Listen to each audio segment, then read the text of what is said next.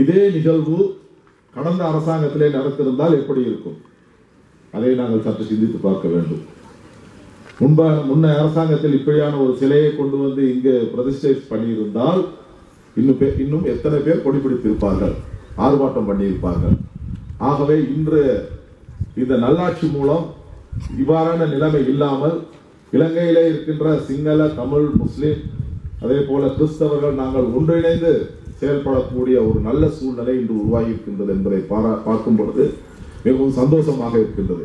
அதை தான் நாங்கள் எதிர்பார்க்கின்றோம், அதை தான் இந்த சமூகம் எதிர்பார்க்கின்றது. ஆகவே அந்த வள்ளுவர் பெருந்தொகையினுடைய இந்த நாள் ஒரு பொன்னான நாளாக அமைவதற்கு என்னுடைய இறைவனை பிரார்த்தித்துக் கொள்கின்றேன். வள்ளுவர் என்பது ஒரு மகான்.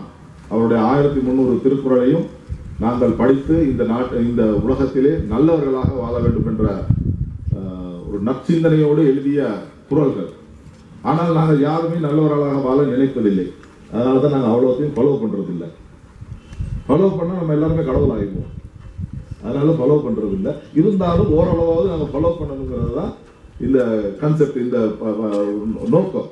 ஆகவே மாணவர்களே, உங்களுக்கு நான் சொல்லுகின்றேன், நீங்கள் எல்லோரும் இந்த திருக்குறளை படியுங்கள், மனப்பாடம் செய்யுங்கள், திருக்குறள் மனன போட்டி வையுங்கள் பாடசாலையிலே. இவ்வாறு மனன போட்டி வைக்கும் பொழுது இந்த திருக்குறளுடைய ஊக்கம், உற்சாகம், அதாவது படிக்க வேண்டும், மனப்பாடம் செய்ய வேண்டும் என்ற எண்ணம் வருகின்றது. அதே போலதான் பாடசாலைகளிலே நாங்கள் அறநெறி பாடசாலைகளை ஊக்குவிக்க வேண்டும். எல்லா பாடசாலைகளுக்கும் நான் ஒரு சர்க்குலர் அனுப்ப போறோம். இப்போ நாங்கள் எல்லா பாடசாலைகளும், அது முஸ்லிம் பாடசாலைகளாக இருந்தா என்ன, கிறிஸ்தவ பாடசாலைகளாக இருந்தா என்ன, எல்லா பாடசாலைகளும் இந்து பாடசாலைகளாக இருந்தாங்கன்னா கட்டாயம் அறநெறி பாடசாலைகளை ஊக்குவிக்க வேண்டும்.